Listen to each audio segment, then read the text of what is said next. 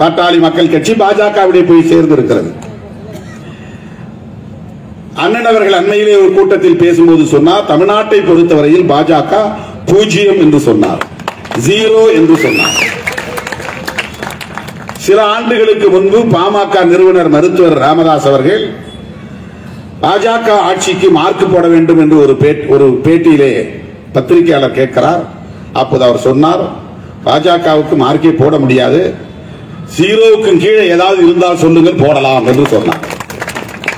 ஒரு உண்மை தெரிகிறது, அவரும் பாஜகவை 0க்கு கீழே மதிப்பீடு செய்கிறார். நம்முடைய தளபதியும் பாஜக 0 என்கிறார்.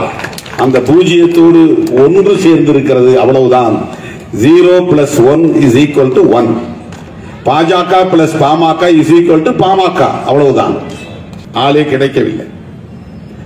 ஒரு வருஷமாக அண்ணாமலை கதவுகளை திறந்து வைத்தார், ஜன்னல் கதவுகளை திறந்து வைத்தார், யாரும் வந்தபாடில்லை. இவரே போய் பாமக கதவை திறந்து கொண்டு உள்ளே போனார். இவர் திறந்து வைத்த வீட்டு கதவுக்குள் யாருமே வரவில்லை. இவராக போய் பாமக கதவை திறந்து உள்ளே போய் பார்த்து தூக்கி கொண்டு வந்து விட்டார், ஹைஜாக் பண்ணி கொண்டு வந்து விட்டார், அள்ளி கொண்டு வந்து விட்டார். திமுக கூட்டணிக்குள்ளே வருவதற்கு பாமக முயற்சித்தது, யாரும் மறுக்க முடியாது. ஆனால் தலைவர், தமிழ்நாடு முதல்வர் தளபதி அண்ணன் ஸ்டாலின் அவர்கள், முத்தமிழறிஞர் கலைஞர் என்கிற புலி ஈன்றெடுத்த புலிக்குட்டி, அவருக்கு பிறந்த பிள்ளை. தாய் 8 அடி பாய்ந்தால் குட்டி 16 அடி பாயும் என்பார்களே, அப்படி அவருக்கு எதையும் உற்று நோக்குகிற, மதிப்பீடு செய்கிற ஒரு ஆளுமை இயல்பாக இருந்ததால் எந்த ஊசலாட்டமும் இல்லை. கண்ணு கெட்டிய தூரம் வரையில் எதிரிகளே இல்லை. இன்னும் யாரும் அப்படி உருப்பெற்று வரவில்லை. யாரும் ஜெயிக்க போறதில்லை. இந்த ஓட்டு என்ன நோக்கம் அவர்களுக்குன்னா, தமிழ்நாட்டில் மக்கள் திமுகவுக்கு எதிராக இவ்வளவு பேர் எங்களுக்கு வாக்களித்திருக்கிறார்கள் என்று சொல்லுவதற்கு முயற்சிக்கிறார்கள். மோடிக்கு தெரியும், அந்த கூட்டணியிலே சேர்ந்திருக்கிற பாமகவுக்கும் தெரியும், வாங்கி இருக்கிற 10 தொகுதிகளிலும் தோற்க போகிறோம் என்பது பாமகவுக்கு தெரியும். தோற்பதற்காக 10 தொகுதி தெரியும். ஆனா அந்த ஒரு கட்சி மட்டும் மாம்பழ சின்னத்தில் வாங்க போறாங்க. அந்த 10 தொகுதி அல்லாத பிற தொகுதிகளில் அவருடைய ஆதரவாளர்கள் தாமரை சின்னத்திற்கு வாக்களிப்பார்கள். அந்த வாக்குகள் சமூக வாக்கு வங்கிதான். பாமகவுக்காக போட போற வாக்குகள் சமூக வாக்கு வங்கி. அந்த வாக்குகளையும் தங்களுக்கு விழுந்த வாக்குகளாக காட்டிக்கொள்ளப் போகிறது பாஜக. இவர்களுக்கு என்று ஒரு ஓட்டு கூட தாமரைக்கு விழாது, மோடிக்காக விழாது. இவர்களின் நோக்கம் என்ன? வெற்றி பெற முடியாது. எதற்காக தேர்தலில் நிற்கிறார்கள்? தமிழ்நாட்டில் திமுகவுக்கு அடுத்த பெரிய கட்சி பாஜக என்று காட்டிக்கொள்ள வேண்டும். 2024 ஒரு 7%, 8% அல்லது 10% வரையிலும் வாக்குகளை வாங்கி காட்டிவிட்டால் 2026 திமுக வெர்சஸ் பிஜேபி என்று இருதுருவ அரசியலாக தமிழ்நாட்டு களத்தை மாற்ற வேண்டும் என்பதுதான் அவர்களின் நோக்கம். நிச்சயமா இந்த தேர்தலில் பானை உடைக்கப்படும், பானை உடைஞ்சிடும்.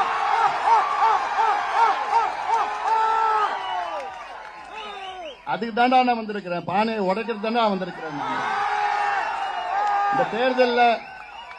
இந்த தேர்தலில் பூவும் பழமும் ஒன்னா சேர்ந்திருக்கு,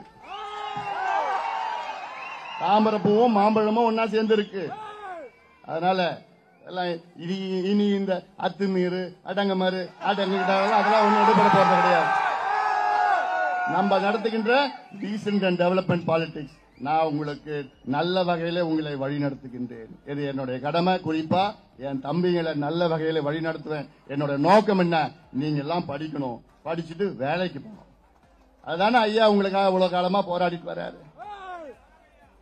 அந்த கனவுயா எங்களுக்கெல்லாம், இதெல்லாம் கனவு. அதெல்லாம் நீங்க எல்லாம் நல்லா படிக்கணும் ஐயா, படிச்சுட்டு வேலைக்கு போகணும் ஐயா. அதுக்காக தானே இடஒதுக்கீடு போராட்டம் போராட்டம் போராட்டம், எவ்வளவு போராட்டம் பண்ணிருக்கோம். இந்த 2 கட்சியில நம்மளை ஏமாத்திட்டு இருக்கிறாங்க. எடப்பாடி ஏமாத்திட்டு விழுப்புரத்தில் வந்து பேசுறாரு. நம்ம ஏமாத்திட்டோம். என்ன ஒண்ணு என்ன நான் எழுதி கொடுத்துட்டோமா என் கட்சி உங்ககிட்ட? நீ யாரியா?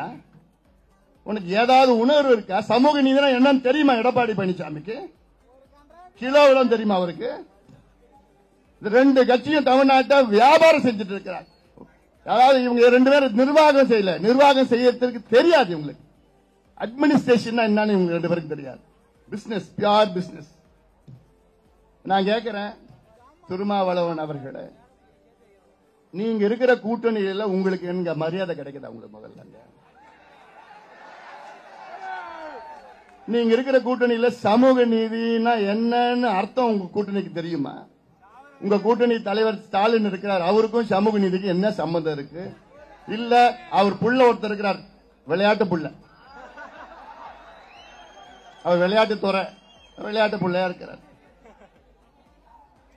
சினிமால அதாவது மாமன்னன் நடிச்சா போதுமா?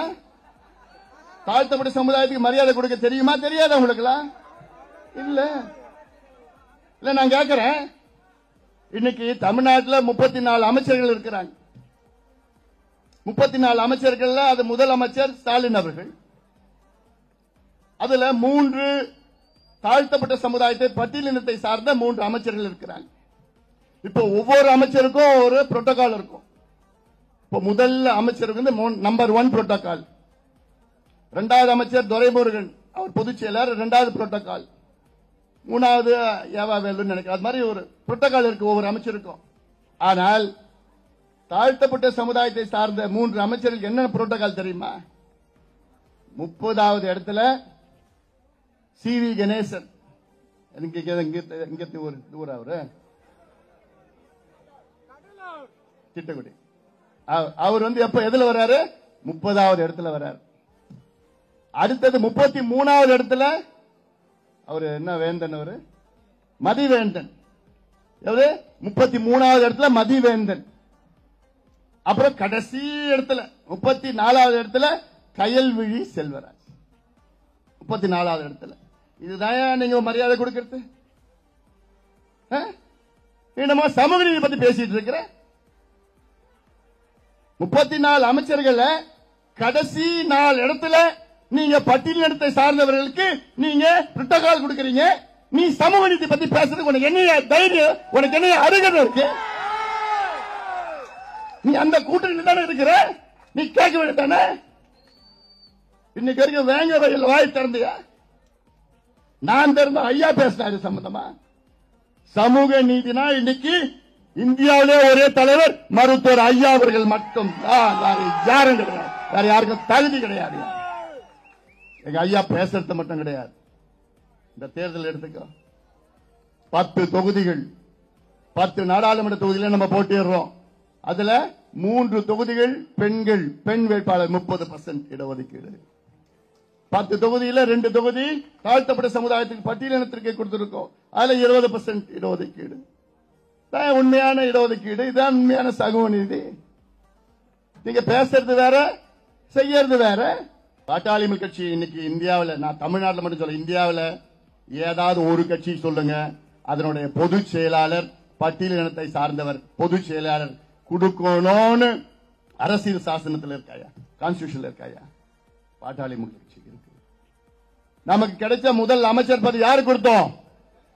இந்த தொகுதி அப்போ சிதம்பரம் தொகுதியை சார்ந்த தலித் எழில்மலை கொடுத்தோம். அடுத்த அமைச்சர் யாரு கொடுத்தோம்? அதே தொகுதி, இந்த தொகுதியை சார்ந்த யாருக்கு? பொன்னுசாமி கொடுத்தோம். அப்படி ஒவ்வொன்றா தாழ்த்தப்பட்ட சமுதாயத்திற்கு இன்னைக்கு அதிகமா செய்த கட்சி தமிழ்நாட்டில் பாட்டாளி மக்கள் கட்சி தான். ஆனா நமக்கு பேர் என்ன? நமக்கு ஜாதி இப்படி அப்படின்னு என்னமோ பேர், எல்லாத்துக்கும் நம்ம தான் பண்ணிருக்கிறோம். நான் மத்திய அமைச்சரா இருந்த நேரத்தில், அதாவது இந்தியாவிலே ஒரே ஒரு இடஒதுக்கீடு யாருமே போராடாம, யாருமே கேட்காம, யாருமே கோரிக்கை வைக்காம, யாருமே சண்டை போடாம கிடைச்ச ஒரே ஒரு இடஒதுக்கீடு இந்தியாவில், அது கொடுத்தது பாட்டாளி மக்கள் கட்சி. என்ன இடஒதுக்கீடு தெரியுமா? நான் மத்திய அமைச்சராக இருந்த நேரத்தில் ஆல் இந்தியா என்ட்ரன்ஸ் எக்ஸாம்ல தாழ்த்தப்பட்ட சமுதாயம் மற்றும் பழங்குடி சமுதாயத்திற்கு MBBS மற்றும் PG MBBS PG சீட்ல இடஒதுக்கீடு கொண்ட கட்சி கொடுத்த கட்சி பாட்டாளி மக்கள் கட்சியா? நாங்க கொடுத்தியா? எங்களை யாரும் போராட்டம் பண்ணல, கேட்க கூட இல்லை, நாங்க கொடுத்தோம். ஆனா நம்ம இடஒதுக்கீடு எப்படியா? நம்முடைய காடு வெட்டியார் தலைமையில் எவ்வளவு போராட்டம் பண்ண, நம்ம ஐயா தலைமையில் எவ்வளவு பேர் நம்ம இழந்தோம். ஒரே நாள்ல 21 உயிர்களை நம்ம இழந்தோமே. ஒரே நாள்ல 20 விழுக்காடு இவங்க என்னமோ நாங்க கொடுத்தோம்னு சொல்லிட்டு இருக்காரு. அப்போ எங்களுக்குள்ளையும் நீ கொடுத்தியா? எங்களுக்கு நாங்க வாங்கணும், சண்டை போட்ட. இப்ப இந்தியா சுதந்திரம் யார் வாங்கி கொடுத்தா? யார சொல்றோம்? நம்ம மகாத்மா காந்தி. ஆனா யார் கையெழுத்து போட்டா? Lord Mountbatten. அந்த கையெழுத்து போட்ட ஸ்தானத்துல தான் திமுக, மகாத்மா காந்தி ஸ்தானத்துல தான் எங்களுடைய மருத்துவர் ஐயா அவர்கள். நாங்க போராடணும், இன்னும் போராடிட்டு இருக்கோம். இன்னும் எங்களுக்கு கிடைக்கல. என்னையா நாங்க கேட்டோம்? பின்தங்கிய இருக்கிற சமுதாயம் இது. இது படிக்கணும், வேலைக்கு போகணும், அது கேட்கறது தப்பா? 57 வருஷமா 2 பேரும் ஆட்சி பண்ணிட்டு இருக்கீங்களே, இதுவரைக்கும் உங்க மனசாட்சி ஏதாவது ஒண்ணு இருக்கா? அது செய்யணும் என்ன இருக்காயா? உதயநிதி ஸ்டாலின் தர்மபுரியில வந்து பேசுறார். எங்க அப்பா சட்ட போராட்டம் பண்றாராம். எதுக்கு? வன்னியர்களுக்கு இடஒதுக்கீடு கொடுக்கிறது. ஏதோ சும்மா விளம்பரத்துக்கு நாங்க பண்றது, அரசியல் பண்றது உங்களுக்கு நல்லா தெரியும். அதில் இந்த தொகுதியுடைய நாடாளுமன்ற உறுப்பினர் திருமாவளவன் அவர்கள் இந்த தொகுதிக்கு ஏதாவது ஒன்று செஞ்சிருக்கிறாரா? ஏதாவது ஒரு துரும்பு கிள்ளி போட்டிருக்கிறாரா?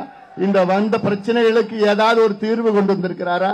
வீராண ஏரி தமிழ்நாட்டிலே மிகப்பெரிய ஏரி, கிட்டத்தட்ட 1.5 TMC கொள்ளளவு கொண்ட ஏரி. அது இன்னைக்கு வரைக்கும் தூர்வாரப்பட்டிருக்கிறதா? அது மட்டுமில்ல, அது சுத்தி இருக்கிற பகுதியில் பாளையங்கோட்டை நிலக்கரி திட்டம்னு ஒண்ணு கொண்டு வந்தாங்க. அப்ப முதல் குரல் கொடுத்தவன் யாரு? இந்த அன்புமணி ராமதாஸ் தான் குரல் கொடுத்த அந்த பகுதியை தடுத்து நிறுத்தி இருக்கு. அப்ப இவர் யாராவது வாயை திறந்தாரா? இன்னைக்கு திமுக கூட்டணி தமிழ்நாட்டிற்கும் தமிழர்களுக்கும் துரோகம் செய்து கொண்டிருக்கிறது. காவேரி பிரச்சனையிலிருந்து கச்சத்தீவு பிரச்சனை வரைக்கும் இந்த திமுக கூட்டணி தமிழ்நாட்டுக்கு துரோகம் செய்திருக்கிறது. அதற்கு உடந்ததான் இந்த திருமாவளவன். இது இந்த தேர்தல் வந்து ஏதோ 2 ஜாதி பிரச்சனை கிடையாது, இது 2 சமுதாய பிரச்சனை கிடையாது. நம்ம கூட்டணி, அவங்க கூட்டணி வேற. இன்னொரு கூட்டணி இருக்கிறார் எடப்பாடி பழனிசாமி, அவர் கூட்டணி. கூட்டணியில் ஒரு கட்சி தான் இருக்குதுங்க. தேர்தல் முடிவு அதுவும் போயிடும். நம்ம துரோகம் பண்ணிட்டோம். யார் துரோகம் பண்றது? துரோகம்னா எங்களுக்கு நமக்கு என்ன தெரியுமாடா? துரோகம் என்னன்னு தெரியுமாடா? மற்றவங்களை நம்மள தோல்ல சுமந்துட்டு இவங்கள முதலமைச்சர் ஆக்கணும், இவங்கள முதலமைச்சர் ஆக்கி மாத்தி ஆக்கிட்டு இருக்கிறோம்.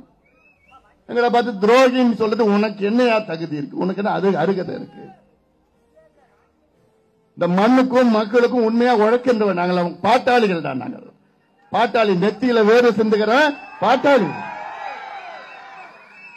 ஆனா இந்த திமுக வந்துதான் இந்த சமுதாயத்துக்கு பிரச்சனை, அந்த சமுதாயத்தை மூட்டி விட்டு அதை பிரச்சனை எப்படி பண்ணிட்டு நடந்துட்டு இருக்கு. நான் மீண்டும் சொல்றேன், இது வந்து 2 சமுதாயத்திற்கான தேர்தல் கிடையாது, நம்ம சமுதாயத்து பிரச்சனைகளாம் கிடையாது, வளர்ச்சிக்கான தேர்தல் இது. இந்த தேர்தலில் நாம் வெற்றி பெற்றாக வேண்டும். காரணம், முக்கியமான காரணம் என்ன தெரியுமா? 2026 திமுக அண்ணா திமுக இல்லாத கூட்டணி ஆட்சியை நாம் அமைக்கணும், உறுதியா அமைப்போம். அதற்கு முக்கிய காரணம் என்ன? 57 ஆண்டுகள் இந்த 2 கட்சிகளும் தமிழ்நாட்டை ஆட்சி செய்து நாசப்படுத்திக் கொண்டிருக்கின்றனர். 57 ஆண்டுகள். இதற்கு ஒரு முற்றுப்புள்ளி வைக்க வேண்டும். அதற்காகத்தான் இந்த முடிவை நாம் எடுத்திருக்கின்றோம்.